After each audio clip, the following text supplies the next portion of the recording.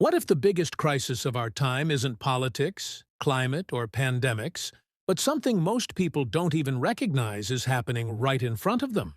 We talk a lot about wealth, growth, and success, but we rarely confront the invisible crisis eating at the roots of our societies: deepening inequality.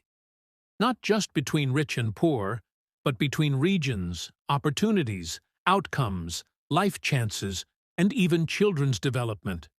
Today we're peeling back the layers of this hidden inequality problem, the one that's bigger than you think, harder to see, and much more dangerous than we want to admit.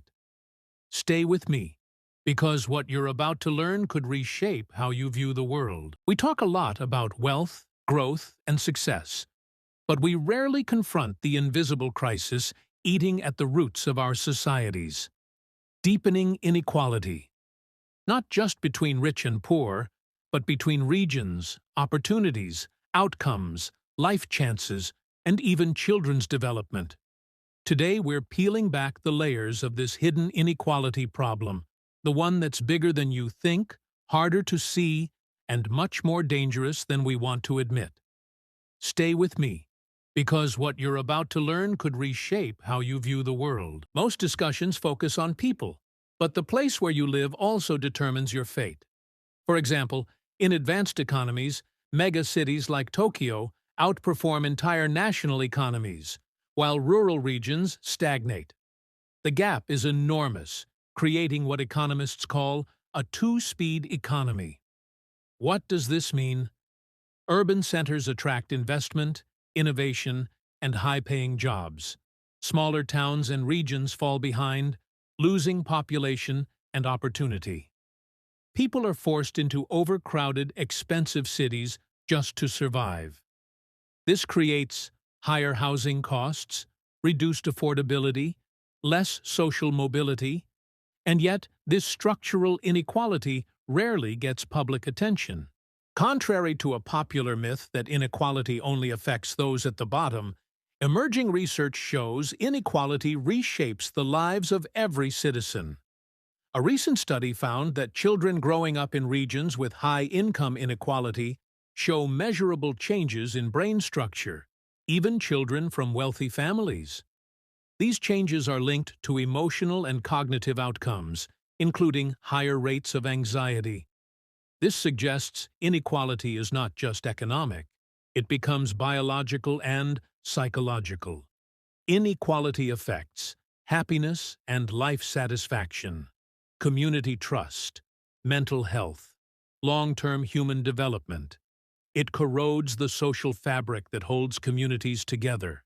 We often think inequality is only economic, but it also distorts political power. A recent survey in the UK found that nearly two-thirds of people think the super-rich have too much influence over politics, more than corporations or institutions. Economists like Darren Acemoglu argue that high inequality leads to political inequality. The wealthy gain disproportionate power to shape laws, policies, and institutions in their favor. That means inequality doesn't just reflect injustice, it creates it. One of the biggest challenges is that inequality isn't always visible. People misinterpret inequality. It becomes normalized. Many assume success is a result of merit, not advantage. Academic studies show that perceived inequality is often different from reality, and that can shape how societies respond or fail to respond. So here's the problem most people don't like to talk about. Even though inequality touches every aspect of society, economics, health, democracy, happiness, brain development, and opportunity, we've barely scratched the surface in addressing it. Many policymakers treat inequality as a secondary issue, not a core crisis. And yet, the longer we ignore it, democratic institutions weaken opportunities, shrink social cohesion, erodes mental and physical well-being, declines. Global data indicates inequality isn't just a local issue. It's worldwide.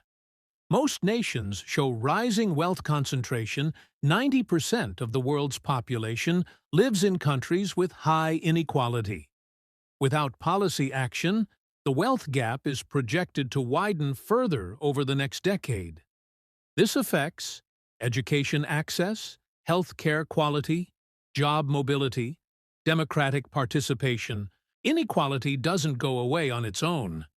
There are deep structural forces that keep it alive. Inheritance of wealth. Money passed down increases concentration at the top. Network effects. Social networks reinforce access and opportunity for certain groups. Economic policy. Tax policies, deregulation, and financialization favor capital over labor. All of these elements together create a self-reinforcing system. We already see the visible cost of inequality: poverty, lack of health care, limited education. But the hidden cost is even more systemic: reduced trust, lower community well-being, higher mental health issues, damaged social capital, political polarization. In fact, research shows that inequality detracts from social happiness across all income levels. Here's the reality few want to admit. Inequality isn't just about wealth gaps. It affects the heart, mind, and soul of society. It touches the way we raise children, how we trust our leaders, how communities cooperate, and even how our brains develop. And while many people still debate whether inequality is unfair, the evidence shows that it reshapes human life in ways we're only beginning to understand. This is the problem nobody likes to talk about, not because it's small, but because it forces us to question the foundations of our societies.